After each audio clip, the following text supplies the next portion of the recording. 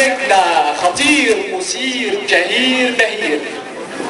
نزلنا قبل الانتخابات بفترة قليلة علشان نعرف رأي الشارع المصري في الانتخابات. واحنا ماشيين في الشارع قابلنا نتعرف بيه. اهلا، ازيك؟ عرف بيه. عمك حامد. ازيك يا عم حامد؟ الحمد لله. ايه رأيك في الانتخابات يا عم حامد؟ انتخابات؟ ايوه الانتخابات. انا اصلا ما عرفتش ان في انتخابات غير لما شفت الواد محمد ولد عبد الدايم بيجري ومعاه شبرتين كيماوي ومراته عينيه بتجري وراه وبتزغرد، فقلت له في ايه يا ولد؟ قال لي دول بيوزعوا كيماوي يا خال. قلت له مين دول؟ ما يكونش اسمه ايه؟ اسمه ايه ده؟ انسجن يا حاج. ايه انسجن؟ حسبنا الله ونعم الوكيل. سجنت الراجل اللي كان خيره على البلد كلها، كان سارق البلد كلها يا حاج. جرى ايه يا استاذ؟ جرى ايه يا استاذ؟ انت فاكرنا عبيط يا استاذ؟ سارق البلد ايه؟ ما كناش بنشوفه غير من الثاني للثاني، بس هو كان بيوزع كيماوي وفانيلات كوره. حتى سال واد ابني محمود كان جايب فانيله الكوره بتاعته منين؟ فانيلة كوره. هتنتخب مين يا حاج؟ ايه هو انا عبيط؟ هنتخب اللي يديه 50 جنيه ويديني شكاره الكيماوي ويدي الواد محمود ابني فانيله الكوره. فانيلة الكوره. شكرا يا حاج.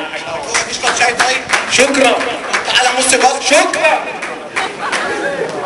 واحنا ماشيين في نفس الشارع المصري اللي فيه تراب وعفرة وعربيات،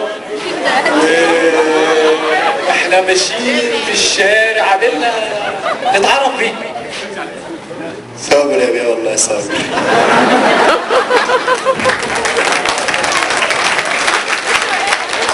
ازيك يا عم صابر؟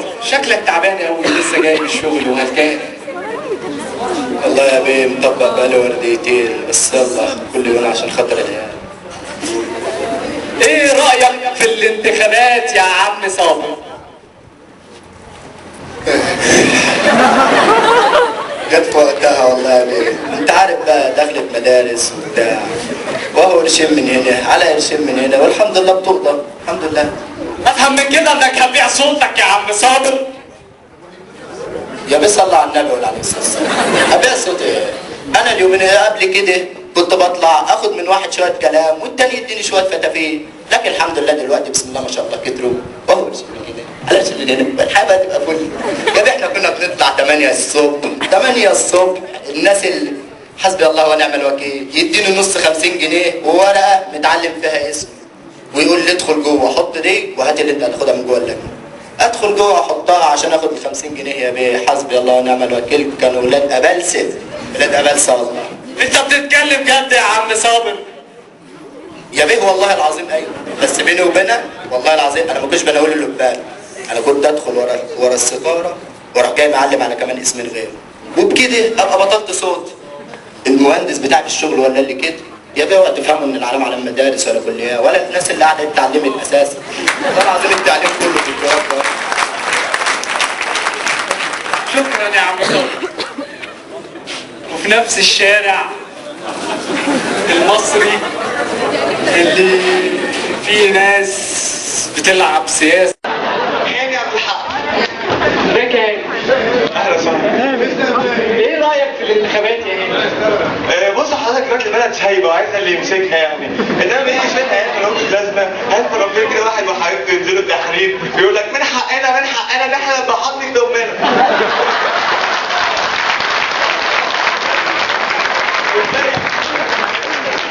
تلاقي حضرتك بقى واحد زواجي بقى يديله قفا يغمى عليه ويموت، يقول لي طبعا حضرتك تقول عليها كانت يعني هياش كده بقى، يعني واحد هيموت من قفا.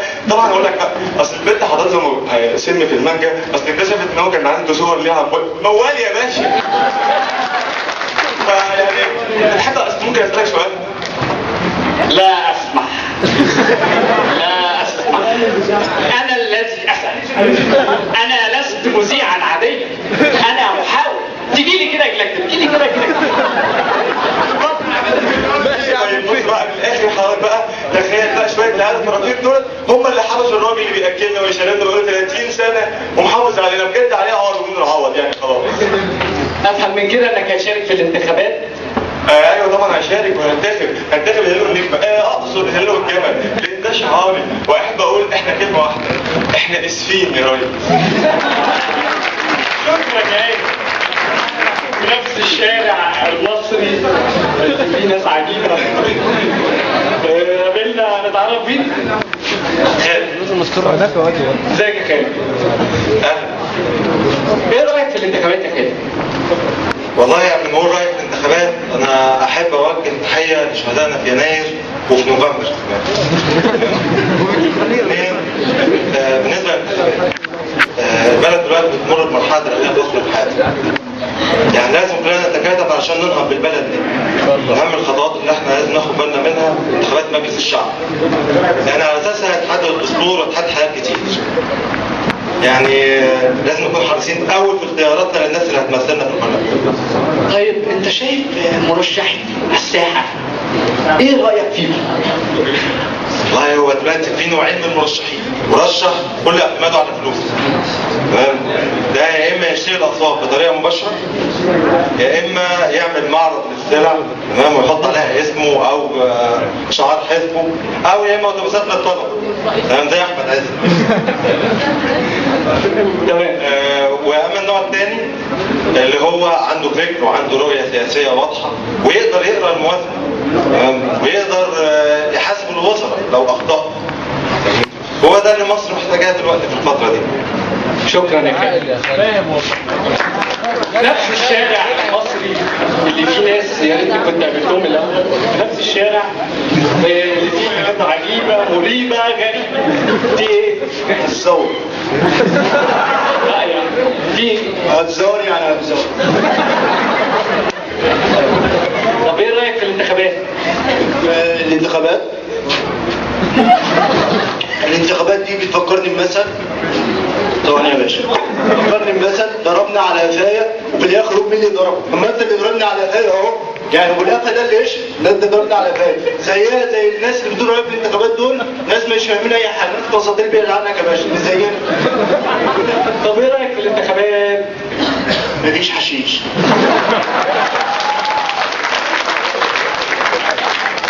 انا اقصد الانتخابات مفيش حشيش.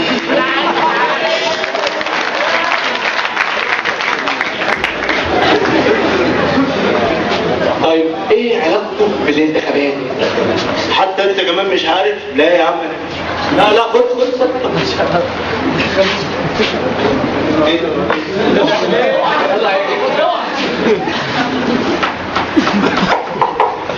الحشيشه دي بكام؟ ايه؟ بس ما تقولش لحد. 150 جنيه. تقدر تقول لي مين من المرشحين دي كلهم هيجيب لي عده الحشيشه دي غير ابو دومه وخدوه اخوانا في الحكومه. خدوه الحكومه خدوه اخوانا. الحكومه خدوه اخوانا يا باشا. من ايامك ابو دومه ولا يوم من ايامك ابو دومه. وشكرا يا باشا. نفس الشارع المصري اللي فيه كائنات عجيبة بس مفيش حشيش ومفيش مرشحين. في مرشحين؟ في مرشح. طب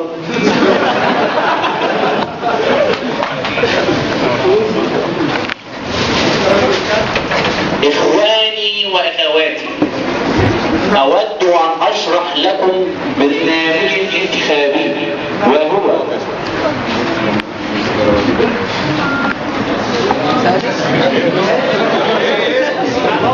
بس ومش بس كده، ده عشان الثورة والتغيير. وأخيرا وليس بآخرا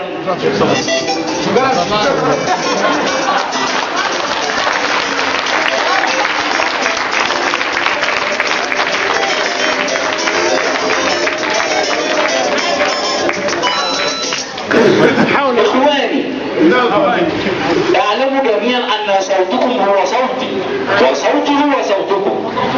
واليوم ومن هنا ومن هناك واليوم وهناك في مجلس الشعب إننا عامل مثلكم. يوجد لدي مصانع وأطيان وأراضي وفلاحة مثلكم. الحرية لكم جميعا وكرامة المصري لن تهان. المصريين جميعا لديهم كرامة. انتخبوا رمز الجرجير.